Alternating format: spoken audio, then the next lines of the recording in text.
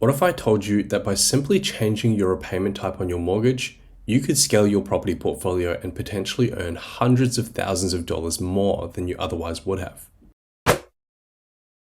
If you've ever had a conversation with anyone about property, you've probably been told that you should always be on principal and interest repayments because your primary goal should be to pay down your loan because debt is bad and the more you pay off, the lower your repayments will be. It's what 95% of property owners and even most investors have grown up believing. For the beginner investors and for a little bit of context, when you have a property loan, you are essentially borrowing money from the bank to be used for the purchase of a property. Now, this money isn't free. The banks are expecting that you pay it back, and they are only lending it to you because you are paying them a fee in the form of interest. Interest is usually paid in the form of a monthly repayment, and the amount is based on the interest rate that you have on it and the size of the loan. Banks will give you two options on payment. Option 1 is principal and interest, where you pay back the principal balance of the loan as well as the interest fee for lending you the money. The repayment is set so that you pay the balance of the loan over exactly 30 years, but you can obviously make additional repayments to pay the loan back quicker. Option 2 is interest only, where you only pay the interest fee. This way you end up paying less to the bank each month, but you are ultimately not reducing the principal balance at all. The standard interest only period on a loan is about 1 to 5 years, but some banks do offer a 10-year interest only period. Now, there are a few other nuances to this, but practically speaking, this is all you really need to know right now. Now, back when I was in uni, I was working at the call center of a Big Four bank in the home loan servicing team. Every day, I would speak to homeowners and property investors about lowering their interest rates, changing their repayment types, and explaining how their loans and repayments worked. You'd be surprised at the number of people who had 6- or 7-figure mortgages but had no clue how their mortgages worked. There would be plenty of occasions when a client would call up and I'd see that they had 2 or 3 or even 5 investment properties and they were all on interest-only repayments, or they were calling to switch their repayment type to interest-only. And in my head, I would honestly cringe every time because back then I used to think that only people in financial hardship were paying interest-only. I mean, why else would you call your bank to reduce your repayments and stop paying down the loan amount, right? Now, it wasn't until years later when I bought my first investment property that I realized I was thinking about things completely the wrong way. The difference in how you treat your repayment type comes down to whether your mortgage is for a property that you live in or if it's for an investment property. To break things down even simpler, you have to distinguish between good debt and bad debt. There's a big difference. In the property investment space, the mortgage on your primary place of residence is considered bad debt because 1, it's debt that doesn't generate you an income because obviously you're the one living in the property and so you're not earning any rental income. And 2, it's not a tax-deductible asset, meaning the loan repayments, the insurance costs, the council rates, the maintenance expenses are not tax-deductible. Meanwhile, debt incurred for an investment property is considered good debt because the opposite is true. You are earning an income from the tenant who lives in your property, and any expenses incurred from the property are tax deductible. Now, to clarify, if we are only talking about the loan on the property that you live in, you probably should be on principal and interest repayments because reducing bad debt is always going to be the best option. By opting for interest-only repayments, you essentially forego the principal repayment, therefore reducing your repayments to the bank each month. Interest rates are a little bit higher with interest-only repayments, but at the end of the day, you will always pay less by paying interest-only. Now in this graph, I've used some real numbers assuming 6% principal and interest rates and 6.5% interest-only rates. The difference in rate isn't always the same, and different lenders will have different variances, but typically it sits around 0.2 to 0.5% difference.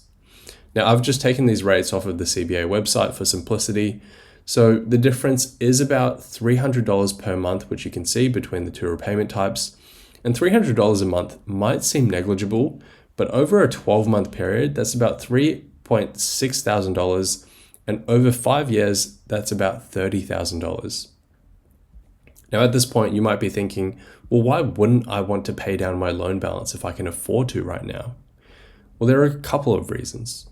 Firstly is the capital constraint. One of the biggest constraints for property investors is access to capital. That's basically the funds that you need to put down as a deposit, plus all of the purchasing costs on a property. Now, let's use this $600,000 property as an example. You need a 20% deposit, which is about $120,000, and then you have roughly 5% or $30,000 for purchasing costs. That includes stamp duty, conveyancing costs, building and pest inspections, council rate adjustments, and a couple of other small minor items. The total purchase cost is essentially about $150,000. Now, if you somewhat had your finances in order, you'd know roughly how much you can save in any given year. For some, it might be $10,000, others $20,000, others $30,000. Whatever your situation might be, you sort of get what I'm about to say. It could take anywhere between 5 to 15 years just to save the amount of capital required to purchase this $600,000 property. For $10,000, it would take 15 years. For $20,000 savings, 7.5 years. For $30,000 savings, about 5 years.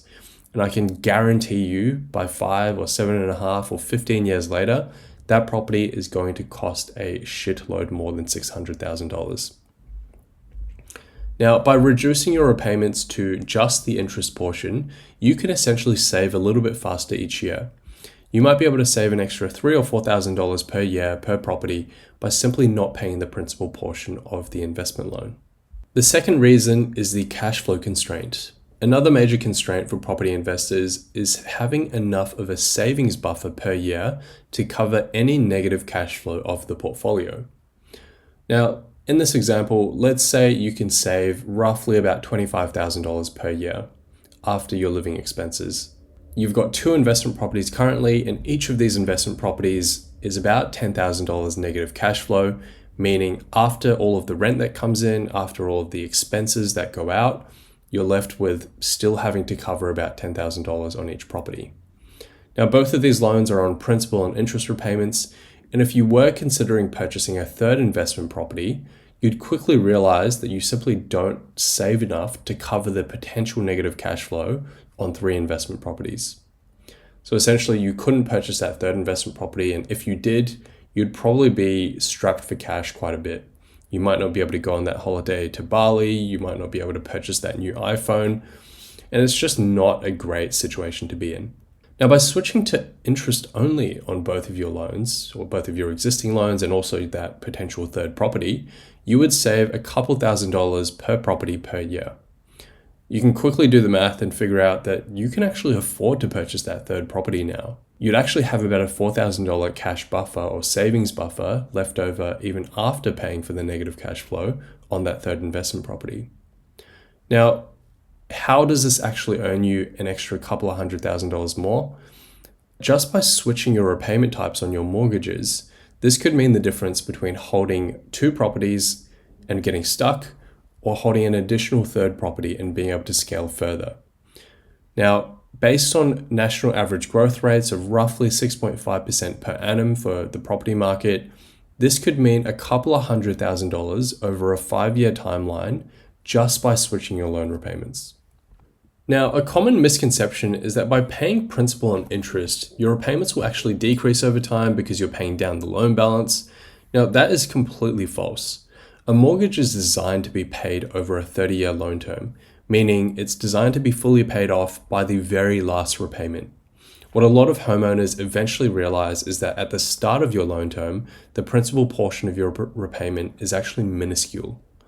To paint the picture, we're going to use CBA's mortgage repayment calculator. So assuming a $480,000 loan amount payable over 30 years on principal and interest repayments at 6% per annum, your monthly repayments are about $2,878. Over a 12-month period, this is roughly a little bit above $30,000 per year. Only about $6,000-ish of that goes towards paying down the actual loan amount in the initial years. People are always shocked when they hear this, but it makes complete sense. At the start of your loan term, your loan amount is at its highest point, meaning that the amount of interest payable is going to be at its highest because your loan amount is high. Towards the end of your loan term, let's say by year 25, you've already paid down most of your loan, and so naturally the amount of interest charged on that lower amount of the loan balance is going to be significantly less. Now, if you don't believe me, let's look at the actual graph as an example. So in year 0, you've just taken out the loan, you've just purchased the property, your loan amount is $480,000. After a whole 12 months worth of repayments, over $30,000 of repayments, you have only lowered your principal balance by about $6 and a bit thousand. But by year 25, you've paid down, roughly $340,000 of your loan amount. You've got $146,000 left. And the difference that the same 12-month time period will make is going to roughly be around $26,000.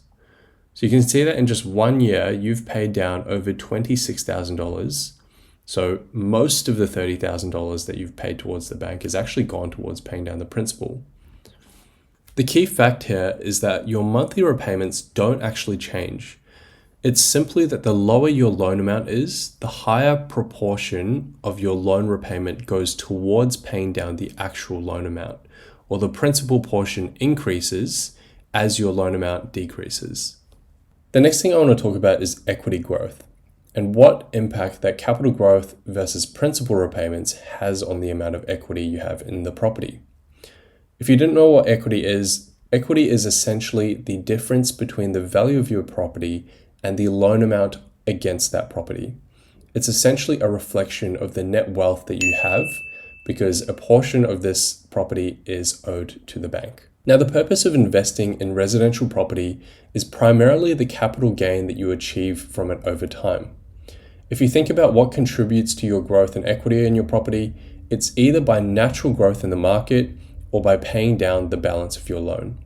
So thinking about the same $600,000 property, assuming a $480,000 loan amount, 6% interest rate, principal and interest repayments, and national average growth rates of 6.5%. Over a 12-month period, you'll essentially achieve about $39,000 of capital growth. Across 5 years, that exponentially increases to around $220,000 of capital growth. Meanwhile, after year 1, you've only paid about $6,500 of principal. Over 5 years, you've only paid about $33,000 or $34,000 of the actual loan balance. So when you think about which option makes the biggest difference on your growth and wealth, it's pretty obvious that capital growth is going to make the biggest difference. So why wouldn't you focus your efforts on purchasing an additional property instead of trying to just repay the loan balance? Now let's reiterate, if this is your own home that you are living in, principal and interest is probably the way to go. You want to pay it off. But if it's an investment property, that's a business asset. The goal isn't to live in it, it's to grow your wealth and reach financial freedom. And interest only supports that goal much better. Now, what sophisticated investors will do with the money that would have gone towards principal repayments is that they would have put the money in an offset account that's linked to the loan. This can be a good strategy for 2 reasons. Firstly, by putting it in an offset account, you essentially reduce the amount of interest you pay just as if you had put it towards paying down the loan amount. This is because, let's say you had $480,000 as a loan amount and you had $30,000 of savings put into your offset account. The bank would only calculate the interest payable based on the difference between these 2 accounts. So essentially, you only pay interest on $450,000. Secondly, the money is actually liquid, meaning you can put it towards whatever you want, you can do whatever you want with it. You don't need to go back to the bank and go through a full refinance application to have access to your own money. What sophisticated investors prefer is having flexibility with their funds or with their money. Now, everyone's situation is different. Your situation might be unique to the point where it might make more sense for you to be on principal and interest repayments. I don't know you, this is all just my perspective and it's what works for me. I would recommend that you consult your mortgage broker to figure out what's right for you. I hope you've learned something from this video, and if you have any questions, leave them in the comments below. I'll see you in the next one.